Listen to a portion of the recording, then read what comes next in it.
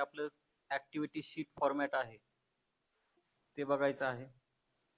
नेमकं या 80 मार्कामध्ये तुम्हाला कशा पद्धतीच्या ऍक्टिव्हिटीज विचारल्या जाणार आहेत. टोटल पेपर आपला 100 मार्क्सचा असणार आहे. त्याच्यामध्ये 80 मार्क्स हे तुम्हाला पेपरमध्ये असणार आहे, ती ऍक्टिव्हिटी शीट फॉर्मॅटमध्ये असणार आहेत आणि 20 मार्क्स जे आहेत ते तुमचे ओरल साठी असणार आहेत, तोंडी परीक्षेसाठी. तर पहिल्यांदा आपण ऍक्टिव्हिटी शीट फॉर्मॅट जी 80 मार्क्स आहे त्याच्यावरती फोकस करूयात आणि त्यानंतर मग 20 मार्क्स मध्ये ओरल कशी असेल त्याबद्दल आपण नंतर बघूया. सुरुवातीलाच इथं बघा ऍक्टिव्हिटी शीट फॉर्मॅट 80 मार्क्स आणि त्यामध्ये सेक्शन वाईज आहेत. फर्स्ट सेक्शन जे आहे आपलं ते प्रोज सेक्शन असेल. प्रोज सेक्शन मध्ये तुम्हाला काल सांगितल्याप्रमाणे जे 6 चॅप्टर्स आहेत त्यापैकी कुठल्याही एका चॅप्टर वरती तुम्हाला इथं प्रश्न विचारला जाईल. बघूयात नेमकं काय काय आहे ते. याच्यामध्ये कोणकोणते घटक येतात बघा. Reading for comprehension, language study, त्यानंतर summary, note making, mind mapping, हे सगळे घटक इथं आपल्याला दिलेले आहेत. तर त्यातला जो फर्स्ट ए आहे, ही जी ऍक्टिव्हिटी आहे ती कशावरती आधारित आहे बघा. Read the extract and complete the activities given below. अतिशय सोपं आहे. याच्यामध्ये तुम्हाला या ऍक्टिव्हिटी मध्ये काय करायचं आहे, रीड द एक्स्ट्रॅक्ट म्हणजे एक्स्ट्रॅक्ट दिलेला वाचायचा आहे and complete the activities given below म्हणजे दिलेला पॅसेज जो असेल तो व्यवस्थित वाचायचा आणि त्याच्या खाली ज्या ऍक्टिव्हिटीज दिलेल्या असतील किंवा जे क्वेश्चन्स तुम्हाला विचारलेले असतील त्या तुम्हाला पूर्ण करायच्या आहेत. त्याच्यामध्ये मग कुठला प्रश्न विचारला जाईल नेमकं कुठल्या याच्यावरती इथं बघायचं दिलेलं आहे. Seen extract from the section number 1 consisting 275 to 300 words म्हणजे जवळपास 250 ते 300 शब्दांचा एक सीन एक्स्ट्रॅक्ट तुम्हाला दिला जाईल. कुठून? सेक्शन 1 मधून. जे मगाशी सांगितलं तुम्हाला की 1 ते 6 चॅप्टर जे आहेत त्यापैकी कुठल्याही एका चॅप्टरवरची तुम्हाला हा सीन पॅसेज इथं विचारल्या जाणार आहे. म्हणजे आपल्या टेक्स्ट बुक मधील जो पॅसेज असेल त्याला सीन एक्स्ट्रॅक्ट म्हटलेला आहे. मग बिंग नेबरली असू द्या, काल तुम्हाला सांगितलेले टॉपिक, किंवा the call of the soil असू द्या, किंवा मिसेस आयडिस असू द्या, किंवा द पिलर्स ऑफ डेमोक्रेसी, कुठल्याही एखाद्या चॅप्टरवरती तुम्हाला इथं सीन पॅसेज विचारल्या जाईल. 250 ते 300 शब्दांचा तो पॅसेज असेल, तो तुम्हाला वाचायचा आहे आणि वाचून व्यवस्थित तुम्हाला त्याची ऍक्टिव्हिटीज ज्या काही दिलेल्या असतील त्या पूर्ण करायच्या आहेत. तर हा फर्स्ट क्वेश्चन जो आहे तो टोटली 12 मार्काचा आहे. क्वेश्चन फर्स्ट ए किती मार्काचा असेल आपल्याला? 12 मार्काचा. या 12 मार्कामध्ये डिवायडेशन तुम्हाला दिलेलं आहे.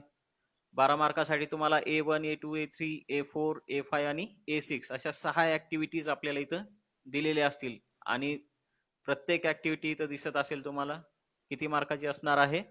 2 मार्काची. प्रत्येक ऍक्टिव्हिटीला तुम्हाला 2 मार्क आहेत. पहिली ऍक्टिव्हिटी जी असेल ती तुम्हाला ग्लोबल अंडरस्टँडिंग असणार आहे. ग्लोबल अंडरस्टँडिंग म्हणजे काय? तर तुम्हाला त्याचं उत्तर जे आहे, ग्लोबल अंडरस्टँडिंग आणि कॉम्प्लेक्स फॅक्च्युअल ह्या दोन अतिशय सोप्या पद्धतीचे प्रश्न इथं विचारले जातात, जे टोटली ओव्हरऑल थीम वरती, त्या पॅसेजच्या थीम वरती आधारित असतात. म्हणजे ती उत्तरं तुम्हाला सहजासहजी तिथं मिळून जातील पॅसेज मध्ये. अशा पद्धतीच्या ऍक्टिव्हिटीज ह्या आहेत. नेमका याच्यामध्ये कशा पद्धतीचे प्रश्नाचं स्वरूप असते ते आपण हा फॉर्मॅट संपल्यानंतर मी तुम्हाला लिस्ट ऑफ ऍक्टिव्हिटीज देणार आहे की त्याच्यामध्ये कोणकोणत्या ऍक्टिव्हिटीजचा समावेश येईल. ग्लोबल अंडरस्टँडिंग साठी तुम्हाला कोणत्या पद्धतीच्या ऍक्टिव्हिटीज येतील, किंवा कॉम्प्लेक्स फॅक्च्युअल मध्ये किंवा इन्फरन्स किंवा इंटरप्रिटेशन मध्ये कोणत्या ऍक्टिव्हिटीज येतील ते तुम्हाला हे पॅटर्न संपला की लगेच मी तुम्हाला सांगणार आहे की नेमका कशा पद्धतीच्या ऍक्टिव्हिटीज असतील. आता इथं पहिल्यांदा बघा ग्लोबल अंडरस्टँडिंग दिलेलं आहे. ग्लोबल अंडरस्टँडिंग आणि कॉम्प्लेक्स फॅक्च्युअल हे प्रत्येकी 2-2 मार्काचं आहे. त्यानंतर पुढे दिलेलं आहे तुम्हाला इन्फरन्स, इंटरप्रिटेशन, अनालिसिस. ही जी A3 ऍक्टिव्हिटी दिलेली आहे ही सोडवत असताना तुम्हाला पॅसेज थोडासा डीप मध्ये वाचावा लागणार आहे, पॅसेज समजून घ्यावा लागणार आहे आणि त्यानंतरच तुम्ही ह्याचं उत्तर लिहू शकणार आहात. ज्या पद्धतीने मी तुम्हाला म्हणलं की A1 आणि A2 ह्यांची उत्तरं तुम्हाला सहजासहजी पॅसेज एकदा वाचल्यानंतर लक्षात येतील, परंतु इन्फरन्स आणि इंटरप्रिटेशन मात्र तुम्हाला थोडासा जास्त अभ्यास त्या प्रश्नाचं उत्तर लिहिण्यासाठी इथं करावं लागणार, त्या ऍक्टिव्हिटी सोडवण्यासाठी तुम्हाला करावं लागणार आहे. त्यानंतर A4 जो आहे तो पर्सनल रिस्पॉन्स आहे. पर्सनल रिस्पॉन्सचा अर्थ काय? आपलं वैयक्तिक मत तुम्हाला तिथं मांडायचं आहे. ह्यात पण कुठल्या ऍक्टिव्हिटीज येतील ते सुद्धा मी तुम्हाला शेवटी सांगणारच आहे की नेमकं कशा ऍक्टिव्हिटीज असतील. त्यानंतर लँग्वेज स्टडी. लँग्वेज स्टडी हा टोटली ग्रामर वरती आधारित असा प्रश्न आहे, ज्याच्यामध्ये पॅसेजमध्ये जे काही ग्रामरची वाक्य असतील त्यावरती हा प्रश्न आधारित असेल. ग्रामर स्टडी आहे. लँग्वेज स्टडी मीन्स इथं ग्रामरवर आधारित हे प्रश्न असतील. मग ग्रामरवरचे कुठलेही टॉपिक असू द्या, टेन्सचे असू द्या, डिग्री असू द्या, व्हॉइस असू द्या, कुठलाही एखादा टॉपिक इथे तुम्हाला विचारला जाईल. त्यानंतर व्होकॅब्युलरी हा तुमचा शब्दार्थावर आधारित असा प्रश्न आहे. याच्यामध्ये मग तुम्हाला सिनॉनिम, अँटोनिम किंवा अजून कुठल्या ऍक्टिव्हिटीज येतील ह्याचं पण आपण डिस्कशन शेवटी करणार आहोत. महत्वाचं काय आहे आता इथं, क्वेश्चन फर्स्ट ए काय आहे तुमच्यासाठी, सीन एक्स्ट्रॅक्ट आहे, तो तुम्हाला वाचायचा आहे. आणि वाचल्यानंतर ह्या ज्या 6 ऍक्टिव्हिटीज दिलेल्या असतील, global understanding, complex factual, inference, interpretation, analysis, personal response, language study आणि व्होकॅब्युलरी, हे तुम्हाला सोडवायचं आहे. आणि सगळ्यात महत्वाचं पर्सनल रिस्पॉन्स जो आहे त्याचं उत्तर तुम्हाला पॅसेज मध्ये मिळणार नाही. पर्सनल रिस्पॉन्स तुम्हाला ऑलरेडी तुम्ही सोडवत आलेल्या 10वी मध्ये पण तुम्हाला माहितीच आहे की पर्सनल रिस्पॉन्स मध्ये तुम्हाला स्वतःचं मत तिथं मांडावं लागतं किंवा स्वतःचा अनुभव तिथं मांडायचा असतो पॅसेजच्या आधारे, परंतु पॅसेज मधली वाक्य तिथं कामी येणार नाहीत तुमच्या. त्यानंतर फर्स्ट ए झाला 12 मार्काचा. त्यानंतर दुसरं तुम्हाला सांगितलेलं होतं बघा, फर्स्ट बी मध्ये काय आहे, लँग्वेज स्टडी. लँग्वेज स्टडी मध्ये मगाशी इथं A5 मध्ये पण लँग्वेज स्टडी दिसत आहे. हे कशावरती आधारित असणार आहे ग्रामर, त्या सीन पॅसेज वरती, म्हणजे टेक्स्च्युअल ग्रामर असणार आहे. आणि हा जो बी आहे हा नॉन टेक्स्च्युअल ग्रामर असणार आहे. नॉन टेक्स्च्युअल ग्रामर मध्ये मग इथं काय दिलेले आहेत तुम्हाला, 2 ऍक्टिव्हिटीज दिलेल्या आहेत, डू ॲज डायरेक्टेड किंवा ट्रान्सफॉर्मेशन ऑफ सेंटेन्स. मग याच्यामध्ये डू ॲज डायरेक्टेड जर प्रश्न विचारला तुम्हाला तर तिथं काय होईल, जनरली हा जो फर्स्ट बी आहे तो आर्टिकल्स आणि प्रिपोजिशन्स वर आधारित असलेला टॉपिक आहे. इथं कंपल्सरी तुम्हाला प्रिपोजिशन किंवा आर्टिकल्स ह्या टॉपिक वरती प्रश्न विचारला जाईल. एखादं इनकम्प्लीट सेंटेन्स दिला जाईल आणि तिथं तुम्हाला त्या फिल इन द ब्लँक्स अशा पद्धतीनं प्रश्न विचारून तिथं तुम्हाला आर्टिकल किंवा प्रिपोजिशन्स तिथं तुम्हाला भरायला लावले जातील आणि ते वाक्य कंप्लीट करायला होतील. त्यानंतर दुसरं स्पॉट द एरर, अशा पद्धतीचा पण प्रश्न इथे येऊ शकतो. स्पॉट द एरर म्हणजे काय, एखादं वाक्य दिलं जाईल आणि त्या वाक्यामध्ये काहीतरी ग्रॅमॅटिकल चूक दिलेली असेल, ग्रॅमॅटिकल एरर दिलेली असेल, चूक दिलेली असेल, ती तुम्हाला ओळखायची आहे. ओळखून ते वाक्य तुम्हाला दुरुस्त करून लिहायचं असतं. मग त्याच्यासाठी 1 मार्क. असं 2 मार्काची ही ऍक्टिव्हिटी, 3 आणि 1 अशी 4 मार्काची ही ऍक्टिव्हिटी आहे. Non textual grammar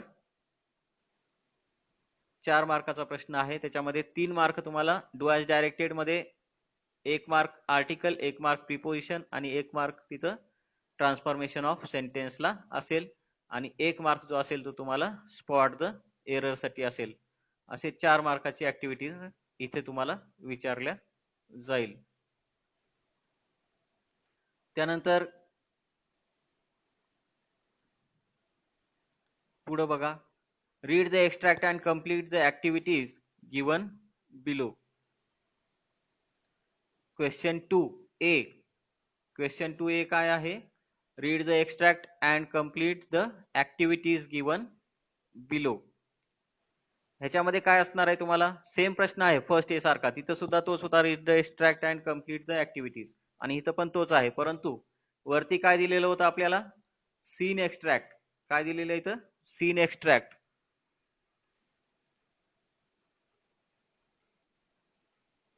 scene extract इथं दिलेला आहे. आणि क्वेश्चन 2A मध्ये तुम्हाला काय दिलेलं असणार आहे, क्वेश्चन 2A मध्ये तुम्हाला दिलेला असणार आहे अनसीन एक्स्ट्रॅक्ट, म्हणजे नॉन टेक्स्च्युअल पॅसेज तुम्हाला दिलेला आहे, तुम्ही न वाचलेला. आपलं जे टेक्स्ट बुक आहे त्याच्या बाहेरचा पॅसेज, कुठला तरी बाहेरचा पॅसेज तुम्हाला तिथं विचारला जाईल. 250 ते 300 शब्दांचा तो असणार आहे. आणि 2A सुद्धा किती मार्कासाठी विचारलाय बघा इथे, 18 मार्कासाठी विचारलेला आहे. याच्यामध्ये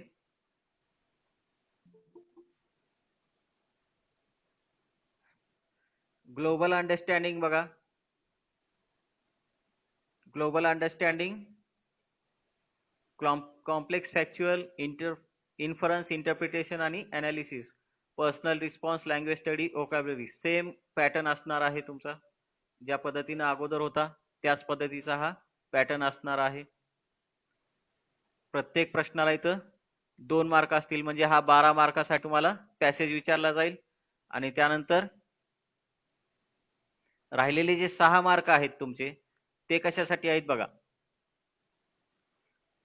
कारण 2A जो आहे, क्वेश्चन नंबर 2A तो काय आहे, अनसीन एक्स्ट्रॅक्ट. त्याच्यामध्ये 6 ऍक्टिव्हिटीज आहे, A1 to A6, 12 मार्कासाठी.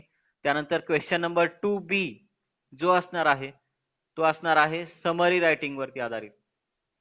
कशावरती आहे, समरी रायटिंग. समरी काय प्रश्न विचारला जाईल तुम्हाला, write the summary of the above extract with a suitable title with the help of the given points और हिंट्स. समरीचा अर्थ सगळ्यांना माहित असेल. समरी म्हणजे काय, सारांश लेखन. समरी म्हणजे काय, सारांश लेखन तिथं करायचं आहे. त्याच्यासाठी तुम्हाला काही महत्वाचे पॉइंट सुद्धा दिले जातील. त्या पॉइंटचा आधार घेऊन तुम्हाला दिलेला पॅसेज थोडक्यात मांडायचा आहे. त्यानंतर हा जो समरी रायटिंगचा प्रश्न आहे तो किती मार्कासाठी दिलेला आहे तुम्हाला, 3 मार्कासाठी दिलेला आहे. समरी रायटिंग मध्ये तुम्हाला काय दिल्या जाईल, काही मेन पॉइंट्स दिल्या जातील. त्या पॉइंट्सचा आधार घेऊन तुम्हाला एका पॅरेग्राफ मध्ये, समजा समरी ही कशी असते, 1/3 मध्ये असते. म्हणजे 90 शब्दाचा जर तुम्हाला पॅसेज दिलेला असेल तर तुम्हाला ते 30 शब्दामध्ये तुम्हाला तो पॅसेज मांडावा लागतो. समरी रायटिंग नेमकं कशी करायची, नेमकं त्याचा क्रायटेरिया काय आहे ते आपण सेपरेट एका लेक्चर मध्ये बघणार आहोत, की नेमकं कसं सोडवायचा असतो तो प्रश्न. तो प्रश्न नेमका कशा पद्धतीने सोडवायचा आहे तो आपण त्याच्यासाठी सेपरेट लेक्चर घेणार आहोत. त्याचं एक सेपरेट एक्झाम्पल आपण घेणार आहोत, त्यावेळेस तुम्हाला लक्षात येईल. आता फक्त लक्षात ठेवा, समरी रायटिंग म्हणजे काय, नुसतं सारांश लेखन करायचं आहे. 1/3 मध्ये त्याचं सारांश लेखन असतं. जसं की आता सांगितलेल्या पद्धतीने जर 90 शब्दाचा पॅसेज दिला किंवा 300 शब्दाचा पॅसेज दिला तर 300 शब्दाच्या ऐवजी तुम्हाला तो 100 शब्दामध्ये तो तुम्हाला मांडावा लागेल. त्यातला जो विषय आहे तो थोडक्यात तुम्हाला मांडायचा असतो. मेन पॉइंट जे आहेत ते तुम्हाला दिलेले असतात, त्याचा आधार घेऊन तुम्हाला एका पॅरेग्राफ मध्ये लिहायचं. आणि दुसरी महत्वाची गोष्ट, त्याला सुटेबल टायटल द्यायचं आहे. त्याच्या विषयानुसार त्याला एक सुटेबल टायटल द्यायचं आहे. टायटल साठी तुम्हाला इथे 1 मार्क असेल आणि बाकीची तुम्ही समरी लिहिसाल त्यासाठी तुम्हाला 2 मार्क असतील. तर असं 3 मार्काचं हे समरी रायटिंग असणार आहे. त्यानंतर पुढचा जो प्रश्न असेल तो नोट मेकिंग और mind mapping completion task. Completion task म्हणजे काय, इथं पूर्ण करायचंय तुम्हाला. कंप्लीट करायचं म्हणजे काय, फक्त पूर्ण करायचंय. म्हणजे थोडक्यात काय, तर अर्धवट तुम्हाला माहिती दिलेली असेल, काही रिकाम्या जागा दिलेल्या असतील, त्या रिकाम्या जागा तुम्हाला भरून काढायच्या आहेत. असा सोपा प्रश्न हा आहे. नोट मेकिंग म्हणजे काय करायचं, तो थोडक्यात तुम्हाला तो ज्या काही रिकाम्या जागा तुम्हाला दिलेल्या असतील त्या पॅसेज वाचून त्या पॅसेजच्या आधारे तुम्हाला ते तयार करायचे आहेत, भरायचे आहेत. आणि हा सुद्धा प्रश्न नोट मेकिंग जो आहे तो किती मार्कासाठी आहे, 3 मार्कासाठीच दिला जातो. ह्याच्यामध्ये काय आहे बघा, read the given extract and complete the given activity as per the instruction.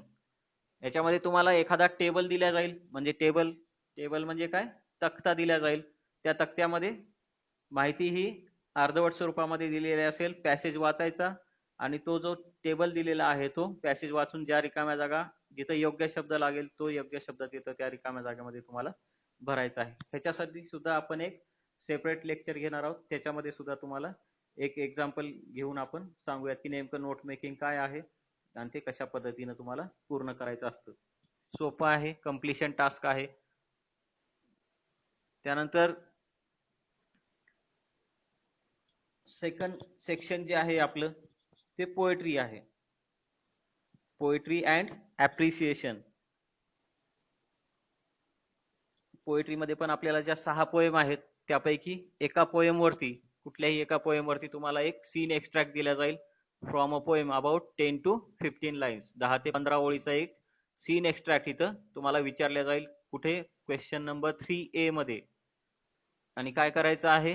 Read the extract and complete the activities given below. त्या 10 ते 15 लाईन्स तुम्हाला वाचायच्या आहेत. ऑलरेडी आपण अभ्यासलेल्या त्या कविता असणार आहेत, त्यामुळं एकदा वाचल्यानंतर तुम्हाला लगेच लक्षात येईल की नेमकं कोणती पोएम आहे, विषय काय आहे. आणि मग ती वाचून झाल्यानंतर ज्या काही ऍक्टिव्हिटीज आहेत तिथं दिलेल्या त्या ऍक्टिव्हिटीज तुम्हाला सोडवायच्या आहेत. हा जो 3A आहे तो किती मार्कासाठी दिलेला आहे? 10 मार्कासाठी. 10 मार्कासाठी तुम्हाला किती ऍक्टिव्हिटीज दिल्यात बघा. 1 2 3 4 5 A1 to A5 अशा 5 ऍक्टिव्हिटीज तुम्हाला इथं दिलेल्या असतील. त्याच्यामध्ये सुद्धा ग्लोबल अंडरस्टँडिंग, इन्फरन्स, इंटरप्रिटेटिव्ह आणि अनालिसिस टाईप क्वेश्चन ऍक्टिव्हिटीज तिथं असतील. त्यानंतर पर्सनल रिस्पॉन्स आणि पोएटिक डिव्हाइस, पोएटिक क्रिएटिव्हिटी असे 5 ऍक्टिव्हिटी दिलेले असतील. यापैकी तुम्हाला मी आता सांगितले वरती आपल्याला सीन किंवा अनसीन पॅसेज मध्ये ग्लोबल अंडरस्टँडिंग विचारल्या जाते, तसंच इथं सुद्धा विचारल्या जाईल. वरती जशा पद्धतीनं इन्फरन्स और इंटरप्रिटेटिव्ह अनालिसिस ह्या ऍक्टिव्हिटीज विचारल्या जातात, तसेच इथं सुद्धा विचारल्या जाईल 2-2 मार्कासाठी. तर हा वरच्या सारखाच प्रश्न असेल किंवा ऍक्टिव्हिटी असेल वरच्या सारखीच. नवीन ऍक्टिव्हिटी जी असेल ती तुम्हाला पोएटिक डिव्हाइस, पोएटिक डिव्हाइसेस तुम्हाला 10वीला अभ्यास झालेला असेल बहुतेक. काही अभ्यासाला होते का? पोएटिक डिव्हाइस म्हणजे काय, किंवा फिगर्स ऑफ स्पीच त्याला दुसरं नाव आहे. झालेलं आहे का? तुम्हाला नाव ऐकले का कधी? Poetic devices. हा, अलंकार त्याला म्हणतो आपण. कुठले कुठले अलंकार होते सांगता येईल का कोणाला? कुठले कुठले बघितले तुम्ही पोएटिक डिव्हाइसेस? तर त्या पोएटिक डिव्हाइसेस वरती तुम्हाला इथं एक ऍक्टिव्हिटी दिल्या जाईल. पोएटिक डिव्हाइसेस नेमकं कोणते आहेत अभ्यासाला ते आपण एका लेक्चर मध्ये त्याचा पण अभ्यास करून घेऊ. नेमकं कोणते पोएटिक डिव्हाइसेस आहेत, कशा पद्धतीनं तुम्हाला ते शोधायचे असतात, ओळखायचे असतात, त्याची व्याख्या काय असते, ते सगळं आपण एका लेक्चर मध्ये पाहणार आहोत. तर ते तिथे कळेल आपल्याला. त्यानंतर पोएटिक क्रिएटिव्हिटी. क्रिएटिव्हिटी ही एक नवीन ऍक्टिव्हिटी दिलेली आहे. त्याच्यामध्ये तुम्हाला काय करायचं आहे? Compose 2 to 4 lines. म्हणजे दिलेल्या कवितेला अनुसरून एखादी थीम तुम्हाला दिल्या जाईल. त्या कवितेच्या थीम नुसार तुम्हाला काय करायचं असतं? 2 ते 4 लाईन्स ह्या स्वतःच्या कवितेच्या ओळी तयार करायच्या आहेत. तुम्हाला तुमची स्वतःची कविता इथं लिहायची आहे. तुम्हाला एक विषय दिला जाईल आणि त्या विषयावरती तुम्हाला 2 ते 4 ओळी लिहायच्या आहेत. तर त्याच्यामध्ये पण कशा पद्धतीची ऍक्टिव्हिटी असतील पोएटिक क्रिएटिव्हिटी मध्ये ते तुम्हाला मी सांगतो नंतर हे संपल्यानंतर, की पोएटिक क्रिएटिव्हिटी मध्ये नेमकं कशा पद्धतीच्या ऍक्टिव्हिटी आपल्याला करायच्या असतात. तर हे इथं 2 प्रश्न फक्त वेगळे आहेत, पोएटिक डिव्हाइस आणि पोएटिक क्रिएटिव्हिटी. आणि अशा ऍक्टिव्हिटीज तुम्हाला इथं विचारलेले असतील.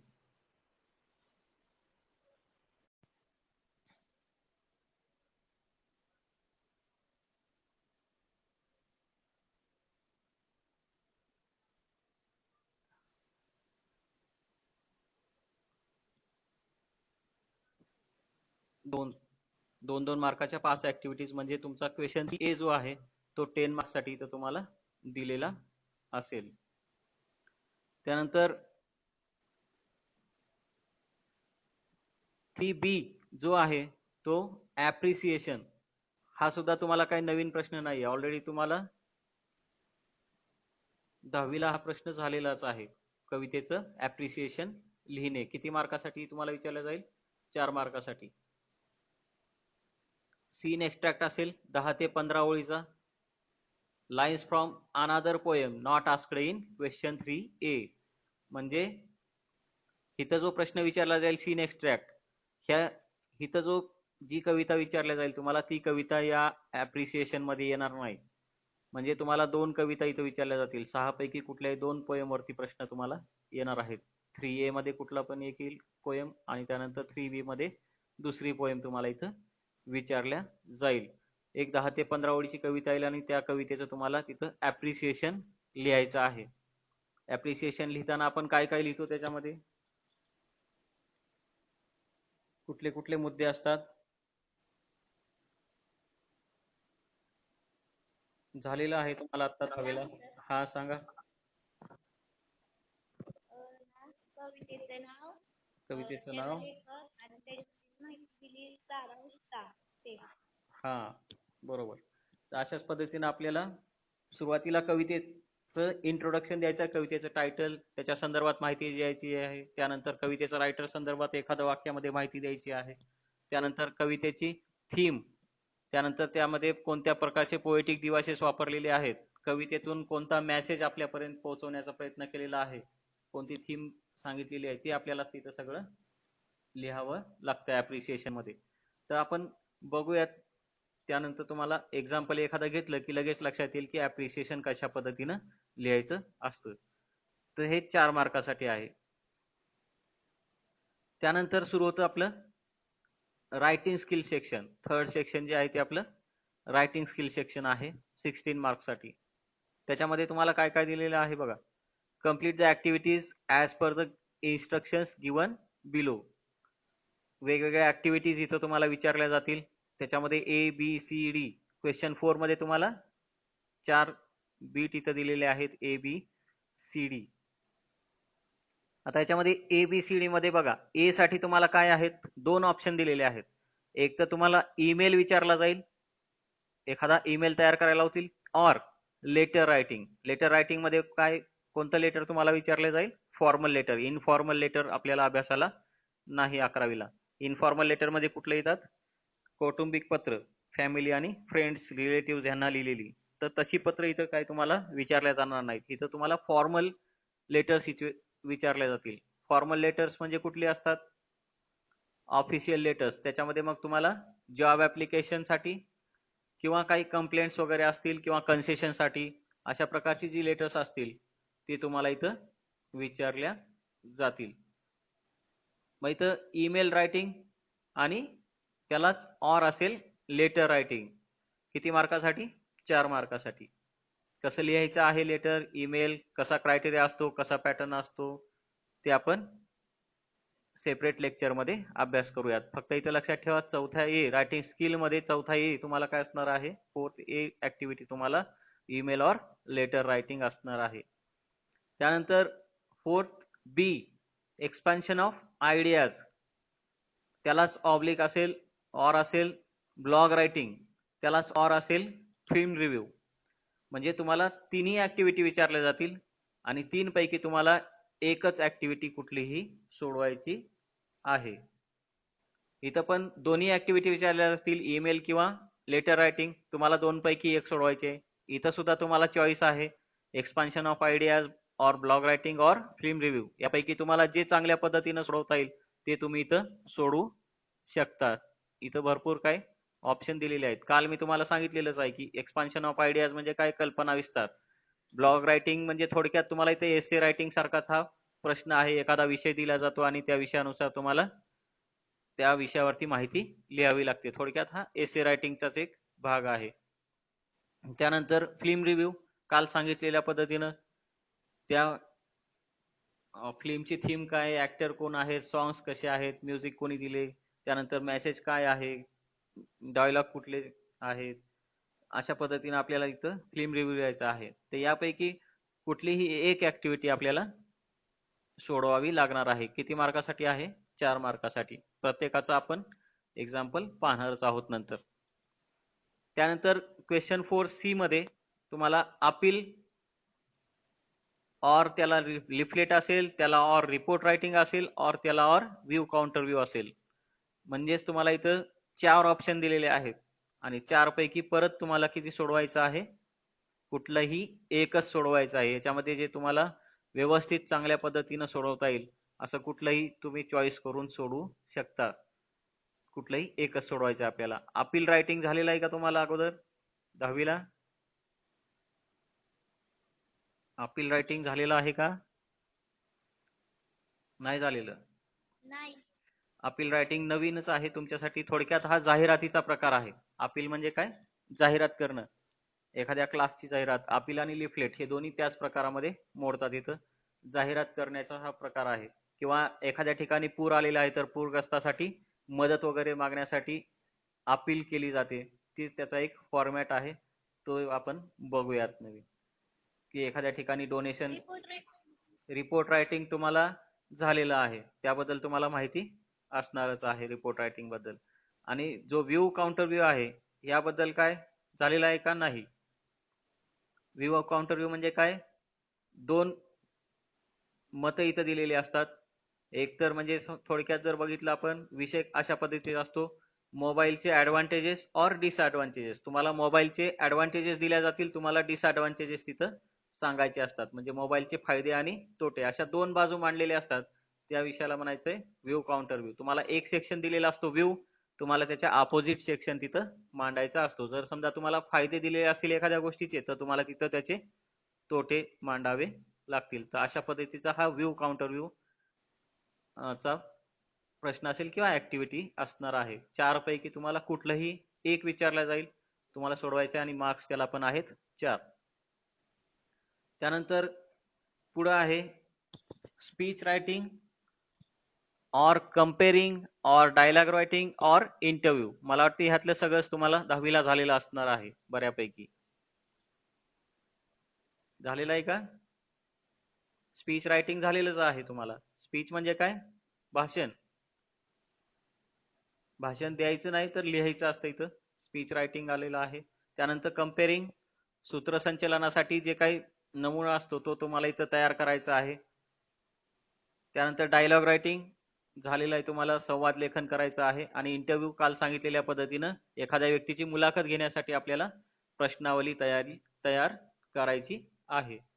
तर इथं सुद्धा तुम्हाला 4 ऑप्शन दिलेले आहेत. 4 पैकी जे आपल्याला व्यवस्थित सोडवता येईल, जे चांगलं आउट ऑफ मार्क देईल असा प्रश्न तुम्हाला इथं निवडून सोडवता येईल, असे 4 ऑप्शन्स तुम्हाला इथं दिल्या जातील. 4 पैकी तुम्हाला कुठलंही एक सोडवायचं आहे. तर असा क्वेश्चन 4 जो आहे त्याच्यामध्ये ABCD हे प्रत्येकी 4 मार्काचा आहे. आणि हे टोटल जे 4 आहे, क्वेश्चन नंबर 4 हा किती मार्कांचा होतो? इथं 16 मार्क्सचा तुम्हाला होतो. तर असं हे रायटिंग स्किल मध्ये एवढे टॉपिक आपल्याला अभ्यासायचे आहेत. प्रत्येक टॉपिकचं एक एक एक्झाम्पल आपण एका एका लेक्चर मध्ये पाहणार आहोत. म्हणजे तुम्हाला नेमकं ते कसं सोडवायचं आहे त्याची आयडिया तुम्हाला येऊन जाईल. त्यानंतर सेक्शन 4. सेक्शन 4 जे तुम्हाला मी काल सांगितलेलं होतं काय आहे? Drama section. किती मार्कासाठी आहे? 16 मार्कासाठी हे सुद्धा. आणि ह्याच्यामध्ये जे काल मी तुम्हाला म्हणलेलो होतो की पहिलं जे आहे ते activities on history of English drama, म्हणजे ड्रामाचा जो इतिहास आहे तो जो पहिल्या आपल्याला दिलेला होता 4.1 मध्ये त्याच्यावरती आधारित असणार आहे. त्यानंतर activities on history of English drama दुसरा जो आहे तो सुद्धा प्रश्न कशावरती आधारित असणार आहे? युनिट 4.1 वरती, म्हणजेच हिस्ट्री ऑफ इंग्लिश ड्रामावरतीच आधारित असणार आहे. असा 2-2 मार्काचे ऍक्टिव्हिटी असेल. आणि त्याच्यामध्ये ऍक्टिव्हिटीज कुठल्या आहेत बघा, हे जे प्रश्न विचारले असतील किंवा ऍक्टिव्हिटी विचारल्या असतील 2-2 मार्काच्या, ते कशा असतील? Activities to be framed on MCQ or match the columns or chronological order or fill in the blanks or true or false or elements of drama. काय काय प्रश्न असतील? स्वरूप काय असेल ऍक्टिव्हिटीचं? MCQ. MCQ म्हणजे काय? Multiple choice question. म्हणजे तुम्हाला बहुपर्याय दिलेले असतील, 4 पर्याय दिलेले असतील, त्यापैकी 2 निवडायला लावतील किंवा 4 पैकी 1 निवडायला लावतील. करेक्ट जो पर्याय असेल तो तुम्हाला निवडायचा आहे. त्यानंतर मॅच द कॉलम्स, जोड्या जुळवण्यासाठी पण प्रश्न इथं तुम्हाला विचारला जाऊ शकतो. त्यानंतर क्रोनॉलॉजिकल ऑर्डर, काही वाक्य दिल्या जातील ते चुकीच्या क्रमाने दिलेले असतील, तुम्हाला काय करायचं असतं? योग्य क्रमाने ते जोडवायचे असतात. पॅसेज मध्ये ज्याप्रमाणे घटना घडत गेले त्या पद्धतीने तुम्हाला ते जोडवायचे असतात. त्यानंतर फिल इन द ब्लँक्स, काही रिकाम्या जागाच्या स्वरूपामध्ये सुद्धा ऍक्टिव्हिटीज तुम्हाला इथे विचारल्या जाऊ शकतात. त्यानंतर ट्रू ऑर फॉल्स, चूक किंवा बरोबर अशी सुद्धा ऍक्टिव्हिटी तुम्हाला इथं विचारल्या जाऊ शकते. त्यानंतर एलिमेंट्स ऑफ ड्रामा, ड्रामाचे काय घटक आहेत त्याच्यावरती सुद्धा इथं तुम्हाला ऍक्टिव्हिटी विचारल्या जाऊ शकते. असं 4 मार्काचं हे सेक्शन असेल.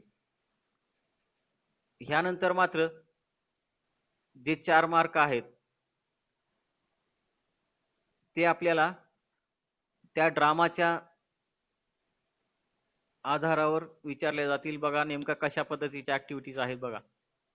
बी जो आहे क्वेश्चन नंबर 5A कशावरती असणार आहे, history of English drama unit 4.1 वरती, आणि 5B जो आहे तो 4.2 वरती असणार आहे.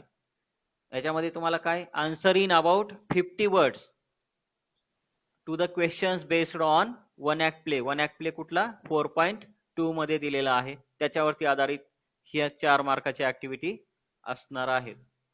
मगाशी सांगितलेल्या पद्धतीनं वरती काय होतं, तुम्हाला सोपे प्रश्न आहेत ज्याच्यासाठी तुम्हाला काय पाठांतराची, आणि सगळ्यात महत्वाचं ड्रामा सेक्शन साठी तुम्हाला कुठलाही पॅसेज वगैरे दिल्या जाणार नाही.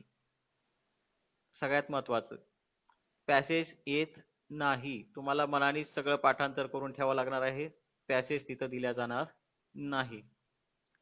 तर इथं बघा, इथं सुद्धा त्याच पद्धतीनं आहे. 50 शब्दामध्ये तुम्हाला उत्तर लिहायचं आहे. 2 प्रश्न असतील, त्याच्यामध्ये तुम्हाला जे प्रश्न विचारले जातील ते कशावर आधारित असणार आहेत, questions to be framed on the elements such as plot, structure, theme, setting, language और कॅरेक्टर.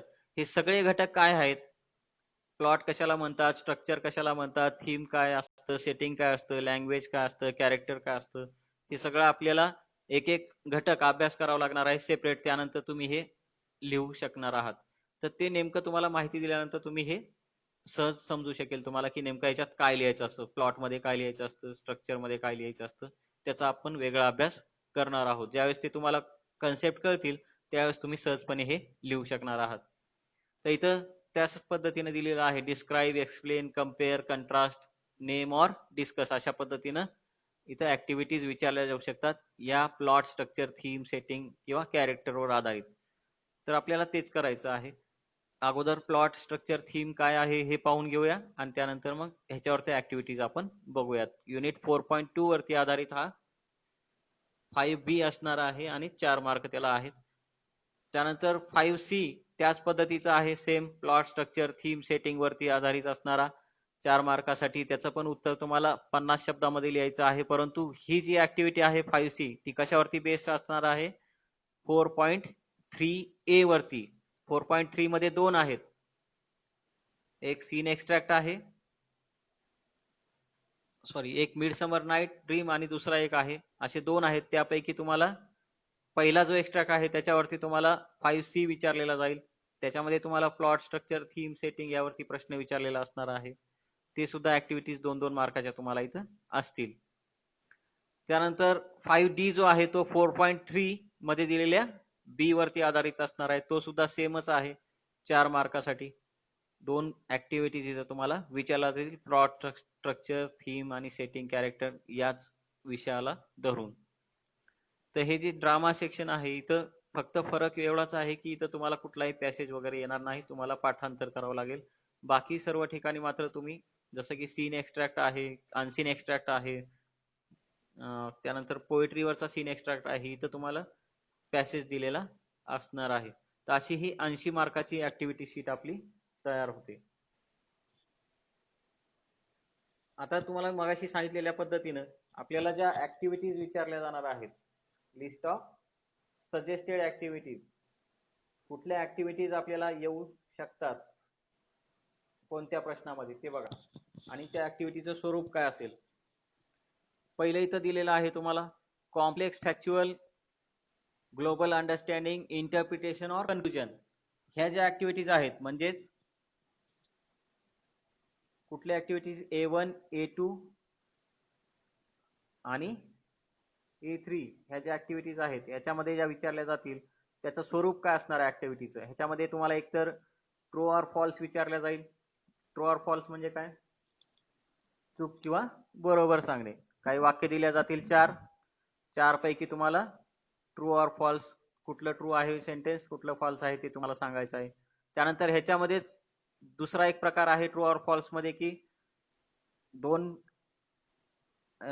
दुसऱ्या प्रकारचा अशी ऍक्टिव्हिटी विचारली जाऊ शकते की जे काही फॉल्स स्टेटमेंट आहेत, जे चुकीची वाक्य आहेत ते दुरुस्त करून लिहा, असं पण तिथं तुम्हाला ऍक्टिव्हिटी विचारल्या जाऊ शकते 2 मार्कासाठी. त्यानंतर दुसरी ऍक्टिव्हिटी तुम्हाला विचारल्या जाऊ शकते ती म्हणजे सिक्वेन्स ऑफ द सेंटेन्सेस, घटनाक्रमावर आधारित. म्हणजे पॅसेजमध्ये ज्या पद्धतीनं घटना घडत गेलेल्या आहेत त्या पद्धतीनं तुम्हाला त्या घटनांचा क्रम लावत जावा लागतो. म्हणजे थोडक्यात क्रमावर आधारित हा प्रश्न आहे. तुम्हाला इथं सिक्वेन्स व्यवस्थित करायचा आहे पॅसेजनुसार. पहिली घटना शेवटी दिलेली असेल किंवा मध्ये आधी कुठे दिलेली असेल तर तो तुम्हाला क्रम व्यवस्थित करायचा आहे पॅसेजनुसार. पॅसेजच्या क्रमवर आधारित ही ऍक्टिव्हिटी असणार आहे. त्यानंतर कंप्लीट द वेब. इथं रिकाम्या जागा तुम्हाला भरायच्या आहेत. वेब कशा पद्धतीने असणार आहे?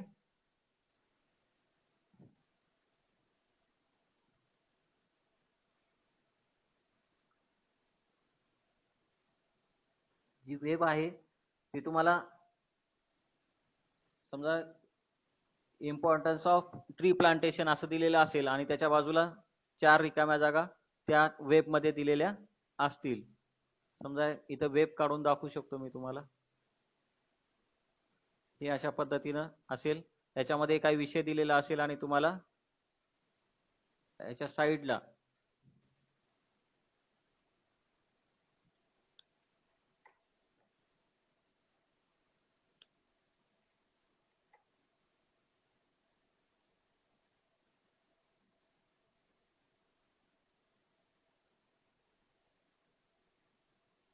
अशा पद्धतीनं तुम्हाला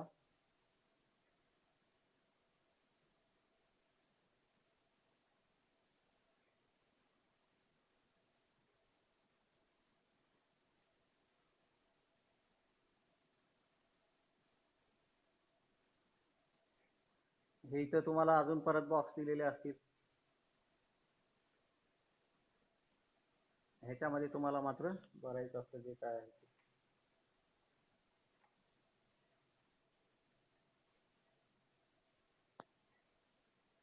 हे अशा पद्धतीचं वेब तुम्हाला इथं विचारलं जाईल. इथं विषय असेल इम्पॉर्टन्स ऑफ ट्री प्लांटेशन आणि त्याच्यामध्ये मग तुम्हाला इथं रिकाम्या जागेमध्ये या बॉक्समध्ये तुम्हाला जे काही तुम्हाला लिहिता येईल इम्पॉर्टन्स ऑफ ट्री प्लांटेशनच्या बाबतीत पॅसेजच्या आधारे ते तुम्हाला इथं लिहावं लागेल. तर हे अशा पद्धतीचं वेब कम्प्लिशन याला म्हणायचं आहे. ही एक ऍक्टिव्हिटी तुम्हाला विचारू शकते. त्यानंतर फाइंड द प्रूफ.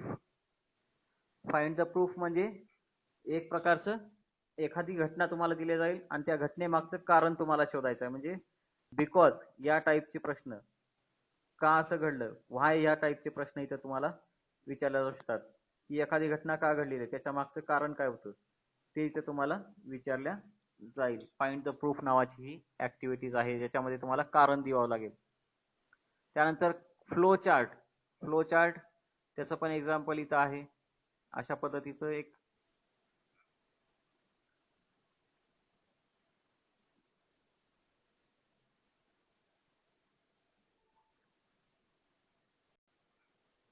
अशा पद्धतीचा कुठला एखादा फ्लो चार्ट इथं तुम्हाला दिला जाईल.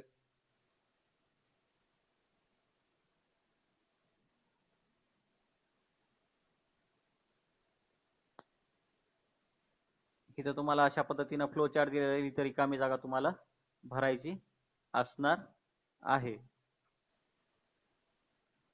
इथं रिकामी जागा असेल, इथं रिकामी जागा असेल, इथं रिकामी जागा असेल. ह्या फ्लो चार्ट मध्ये तुम्हाला भरायचा एखादी दिलेली असेल आणि बाकीच्या त्या आधारे तुम्हाला ती भरायची असणार आहे दुसरी. तो फ्लो चार्ट त्या पद्धतीचा आहे. कंप्लीशन ऍक्टिव्हिटीज आहे ती पण. परत तुम्हाला कंप्लीट अशा प्रकारची पण ऍक्टिव्हिटी विचारल्या जाईल. कंप्लीट म्हणजे काय? रिकाम्या जागा भरायच्या आहेत आपल्याला. थोडक्यात वाक्य पूर्ण करायचं आहे. अर्धवट वाक्य दिलेलं असेल पॅसेजच्या आधारे ते तुम्हाला पूर्ण करायचं आहे. त्यानंतर कंप्लीट द टेबल.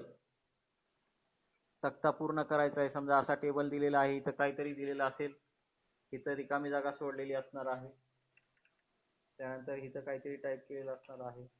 राहिलेल्या ज्या रिकाम्या जागा असतील त्या तुम्हाला भरून काढायच्या असणार आहेत.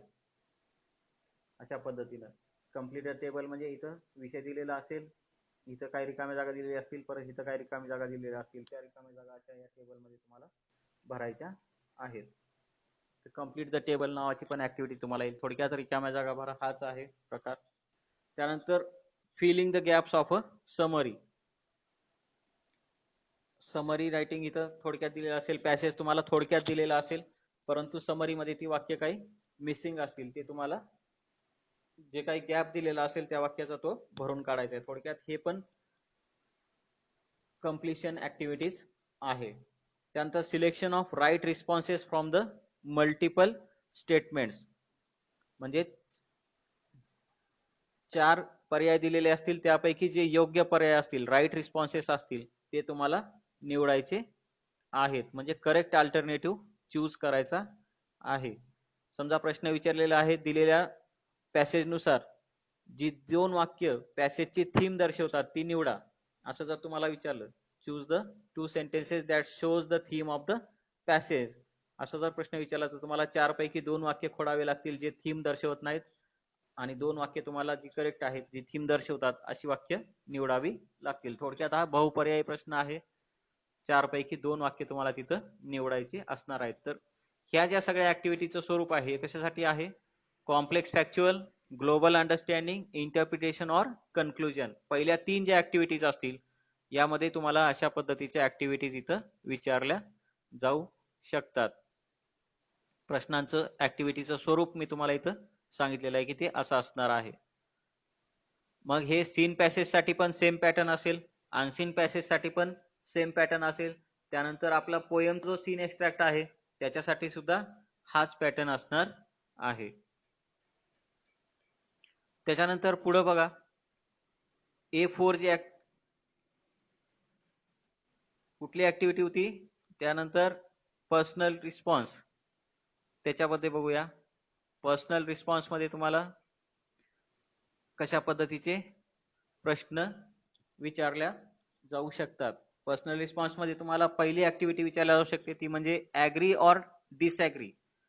म्हणजे एखादं वाक्य दिलं जाईल, एखादं मत मांडलं जाईल आणि त्याच्याशी तुम्ही सहमत आहात किंवा नाही ते तुम्हाला सहकारण तिथं लिहावं लागणार आहे. की एखादी गोष्ट मला आवडते तर ती का आवडते आणि का आवडत नाही ते तुम्हाला तिथं स्पष्ट करावं लागणार आहे. ऍग्री और डिसऍग्री अशा पद्धतीचा एक पर्सनल रिस्पॉन्स असू शकतो. किंवा दुसरा रिॲक्शन टू द सिच्युएशन, म्हणजे पॅसेज मध्ये जी काही घटना सांगितलेली असेल, जी काही परिस्थिती सांगितलेली असेल, त्या परिस्थितीत जर तुम्ही स्वतः फसाल किंवा ती परिस्थिती तुमच्या समोर आली तर तुम्ही तुमचं रिॲक्शन त्या सिच्युएशन मध्ये काय असेल, अशा पद्धतीचा पण पर्सनल रिस्पॉन्स तुम्हाला तिथं विचारला जाऊ शकतो. की अशी जर एखादी परिस्थिती तुमच्याकडे आली तर तुम्ही काय कराल त्या परिस्थितीत. त्यानंतर सजेशन्स और सोल्युशन्स टू प्रॉब्लेम. त्यानंतर तिसरी जी आहे पर्सनल रिस्पॉन्स मध्ये ऍक्टिव्हिटी विचारल्या जाऊ शकते ती म्हणजे एखादी समस्या जर पॅसेज मध्ये मांडलेली असेल त्या विषयाला धरून तुम्हाला काही स्वतःचे सजेशन किंवा सोल्युशन्स सांगता येतील का, असाही प्रश्न तिथं विचारला. मग तिथं तुम्हाला त्या समस्येला सोडवण्यासाठी काही उपाययोजना तिथं तुम्हाला सुचवायच्या असतात. तुमच्या मते असं केलं तर ती समस्या सुटेल असं तिथं तुम्हाला मांडायचं असतं.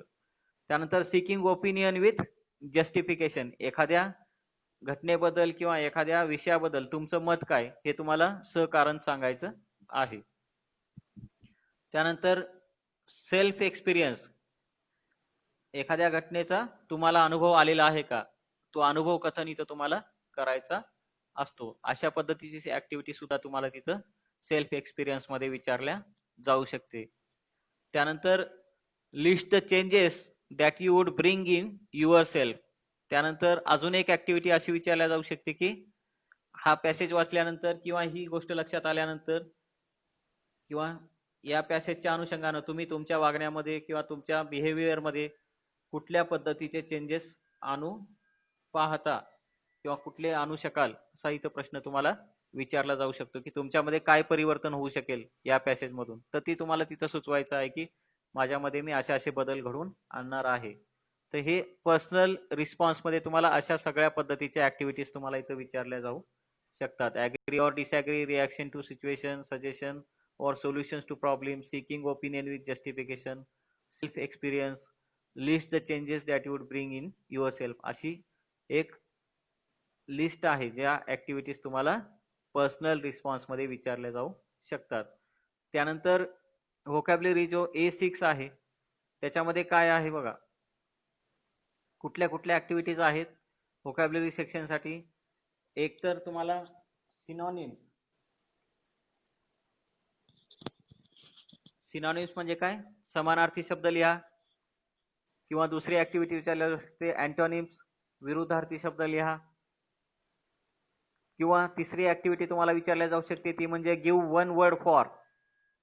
गिव्ह वन वर्ड फॉर म्हणजे 3-4 शब्दांसाठी एकच पर्यायी शब्द सांगा.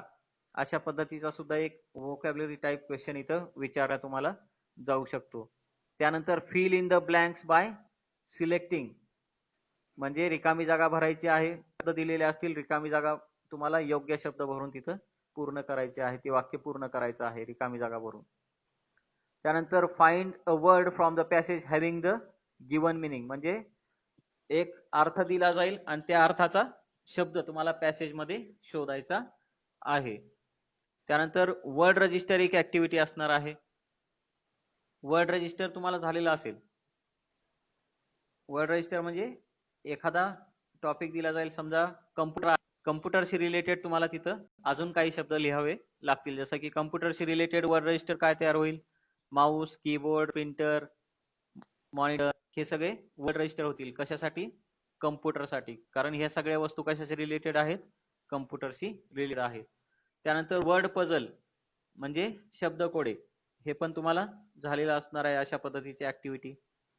त्यानंतर matching the words with meanings, इथं जोड्या लावायच्या आहेत. एका साईडला शब्द दिलेले असतील, दुसऱ्या बाजूला त्याचे अर्थ दिलेले असतील, ते तुम्हाला मॅच करायचं आहे, जोड्या लावायच्या आहेत.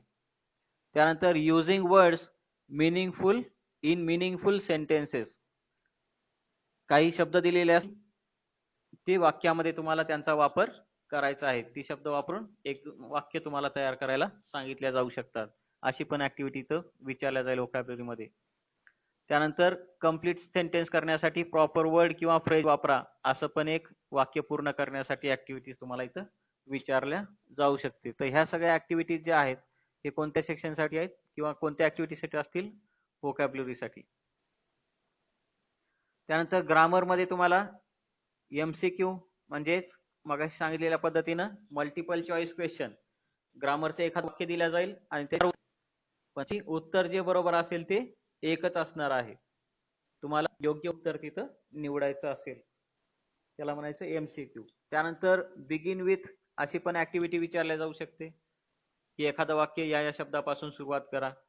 त्यानंतर यूज अँड रिराईट, एखाद्या वाक्यामध्ये तुम्हाला एखादा शब्द वापरा किंवा एखादं कंजंक्शन वापरा किंवा एखादं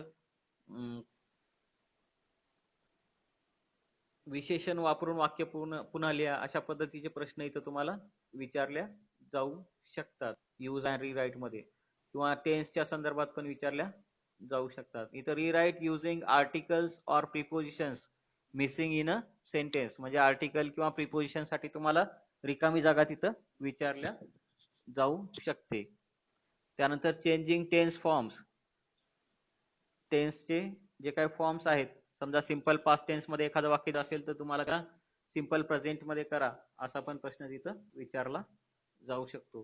तर हे सगळे ग्रामर साठी अशा ऍक्टिव्हिटीज तुम्हाला तिथं असणार आहेत.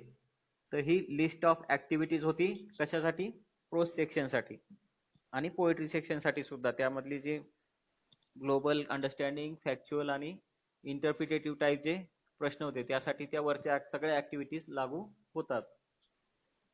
आता शेवटचं जे आहे क्रिएटिव्हिटी इन पोएट्री, याच्यामध्ये काय, मगाशी सांगितलेल्या पद्धतीने आपल्याला कविता तयार करायची आहे, कवितेच्या ओळी 2 पानांनी तयार करायच्या आहेत.